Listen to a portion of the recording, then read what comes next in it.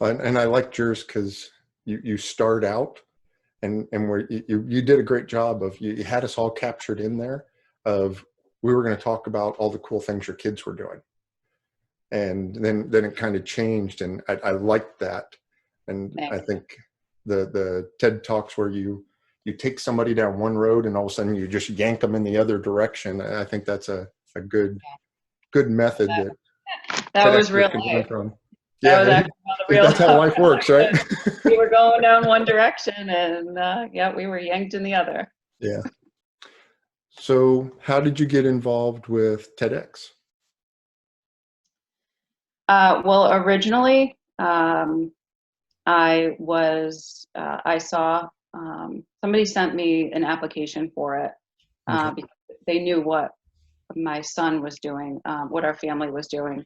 At the time, we had a nonprofit, and my kids were very involved in giving back. And so I originally went in there to talk about that. And I wanted my son to do I actually wanted my son to do the talk. Yeah. At the time, he was only about 10 years old. And so I thought I would take the interview process, do that for him, just find out more information about what it actually was and what it would require. And when I went to the meeting to talk about my idea, things changed really quickly. As I told the story about what we were doing, the table kind of turned, Mhm. and I ended up taking on the TED Talk myself. Yeah. And I really thank the woman who was at the table who recognized that there was something that I needed to say. Hmm. And, she kind of leaned across the table and grabbed my hand and she said, you have something to say. There's something that you need to do here. Yeah. She was my mentor through the process, and she helped me uh, put together my talk, and Hmm. really was a great guidance through the whole thing. Yeah. Like I said a little bit earlier, I loved your talk because your talk happened just like you're saying.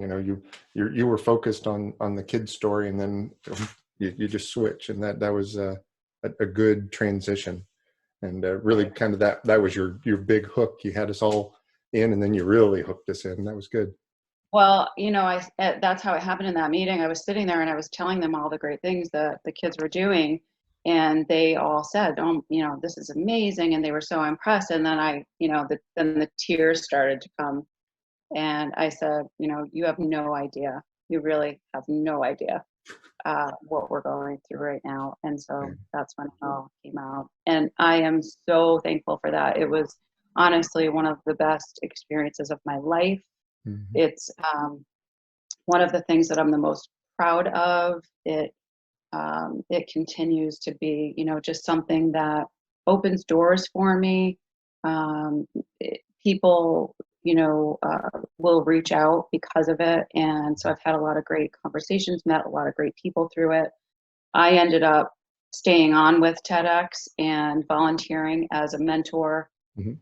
as a planning. I was on the planning committee. I got involved with another TEDx organization. So it really became a big part of what I was doing. I had my kids volunteering for it. Yeah. It's a great community. It's just a great It is. community of the people who are putting it together are so passionate about it. And then the people that we bring in to do the talks are so diverse and so interesting and passionate about whatever it is they're talking about. Yeah, I'm on the planning committee this year, and unfortunately, we had to delay our event until the fall. But it's just you're sitting around the table, and I was talking also earlier that people don't realize that it's all volunteers Right. that run the TEDx events. It's not like these guys are getting paid, and so sometimes things take a little bit longer. And as a speaker, that can be frustrating to find out where you're at in the process. Mhm. But you have to realize that these are volunteers, but they're passionate volunteers, and most of them are former speakers as well. So you Right. My should goal is value really to those. be able to do one. I have a dream of organizing one in my town at the high school. Yeah. I'd really love to do a youth event to get Mhm. young people on the stage, speaking about things that they are interested and passionate about, and giving them that experience at a young age.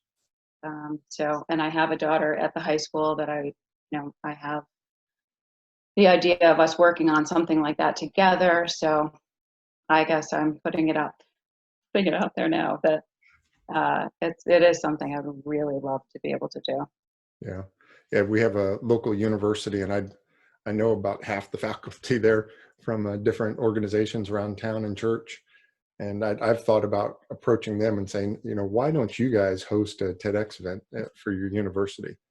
Same thing. It's just once you get it in your blood, it's like this is just an awesome way to share ideas, and you just want to keep sharing those ideas. That's kind of why I'm doing this summit. So Right. I love it.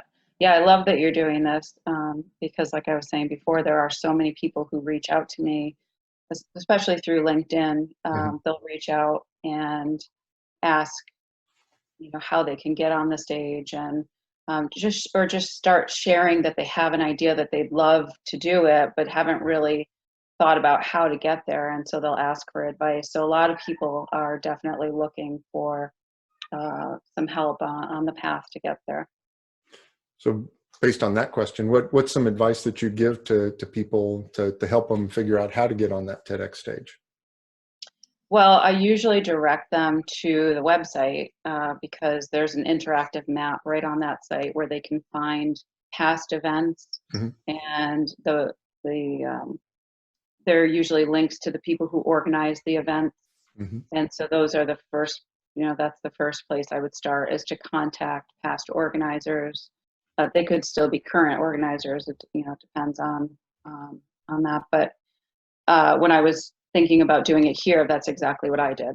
I looked for organizers in my area that I could connect with, that would give me some advice, maybe some help. Um, and so I encourage them to use that website as a tool and connect with people. There on the website, there's information about how to do a TEDx talk, what the mhm. guidelines are. So it can, some people have come to me with an hour-long video, Yeah. and so they have to. That's probably the hardest part, is editing down Mhm, into an acceptable time frame, which we've talked about changes. Anywhere from 7 to 18 minutes, but mhm. the editing part is definitely a challenge, and it was for me too. I had pages and pages and pages of what I had written out, and it was a challenge, and it was really good for me Mhm. to go through the process of editing out what was really important, and uh, what would kind of tell the story in the best way. So you kind of talked about how much fun and enjoyable the TEDx process was, and helping with the organization. What's some frustrating things that you have seen on your TEDx journey? Well, exactly what you said, is that it is largely it is all a group of volunteers. And so leadership has to be really in tune with the team and the speakers. Mhm. So communication is key. Um, there's so much, or there can be so much anxiety on the part of the speaker.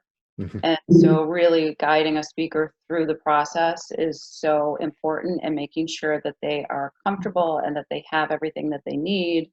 I mean, when I gave my speech that in that group, I was treated so well. And they had a party right before the talk, where we were able to meet with donors and sponsors, and it was a VIP party. It was just a lot of fun, but Yeah. it made the people who were speaking feel special and feel like they were a part of something bigger, than just themselves getting up on that stage. And that for me was big, because I was really nervous. I mean, I kept saying, I don't know why I ever thought that this was a great idea. I was, to say nervous, I was terrified, absolutely terrified. Yeah. Um, but it came down to feeling like I I had something I had to say and I needed to get it out and it had to be said. And so that was what pushed me out onto the stage as I, kind of held on tight. I think most people, I know it. I've given two of them, and both times, about halfway through, I'm like, I can't do this. I just can't do it. I can't take this and put it into this. And what the second time, I'm like, I did this the last time. Why did I do this to myself I again? didn't agree with myself. Yeah. Yeah, it is.